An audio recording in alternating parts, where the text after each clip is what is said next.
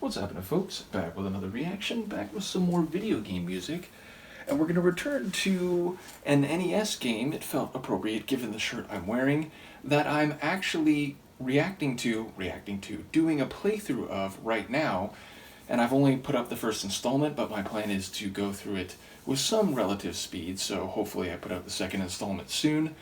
But it's a game that is both famous and infamous, which is to say Castlevania II, Simon's Quest, which came out for the NES in 1987.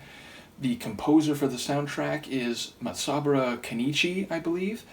And although there's a couple other people listed, the track that we're going to listen to, I'm quite certain was composed by him, and that is Bloody Tears, which, among many tracks in this game, which are fantastic, is one that has continued on and been used in a number of later installments in the Castlevania franchise. I know for sure the Super Castlevania IV for the Super Nintendo, which to a lot of people's minds is maybe the best of the old school Castlevania games because there's some gameplay innovations that were seen as very crucial.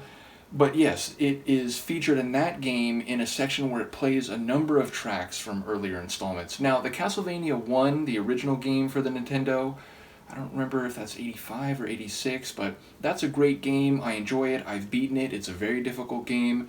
Castlevania 2, as a kid, I never beat. Now, in the age of the internet, I've learned more about it and different parts that stumped me and left me wondering what I was supposed to do as a kid. I'm now aware of how to get past them. So hopefully this playthrough will be successful and I'll beat it. But even then, it's not a simple game. And it's one of those...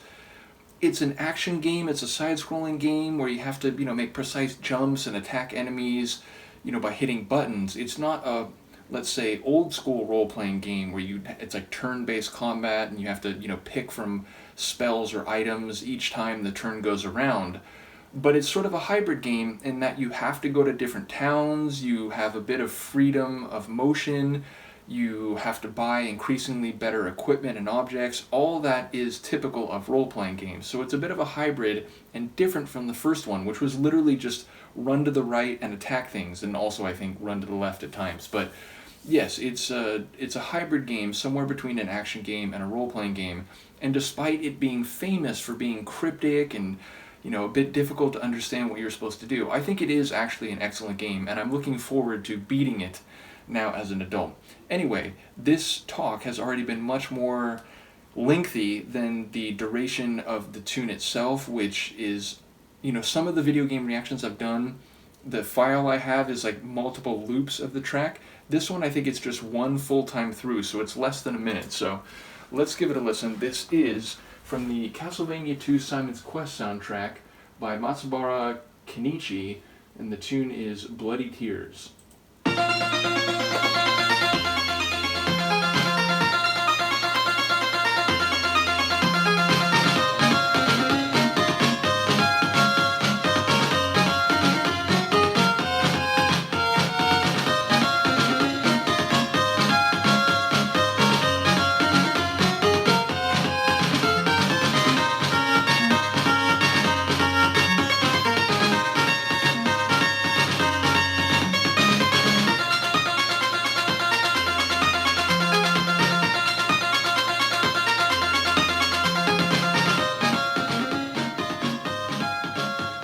So functionally speaking, it's a pretty short loop, but damn, it's dynamic, and it has energy, it has danger, but it has compelling melody and excitement all at the same time.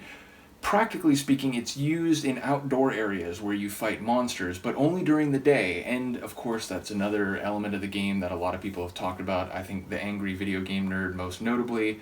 But when you're traveling through the game, whether you're in a town or outside, it's in a day mode, and then a text box will pop up, and it takes a little while to write it, but it says the day has changed into a horrible night, and then it goes into a night mode where enemies are stronger, and even if you're in a town, there's monsters, there's like ghouls that suddenly attack you, and all the shops are closed, and the people remain indoors.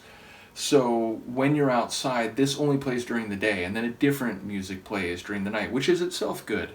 So yeah, maybe I'll go through some more tracks from Simon's Quest while I'm going through the game. Again, right now only the first installment is up, and I haven't gone through any of the castles yet. I just made a point to get the Holy Water and the Chain Whip, which are a couple of the things you want to get very early on. So, oh, and the White Crystal, which I believe allows me to go into the first castle and actually access the castle, as opposed to if you go in there without the White Crystal, there's like no platform that allows you to enter the main part. In any case, this is all relative to the playthrough, not the music. As I said, I will continue to go through some other tracks during the same time I'm doing the playthrough, but let me know what you think of this tune. It's an all-time classic. I am classically trained, as you can see, so looking forward to more. Let me know what you think. I will see you next time. Peace.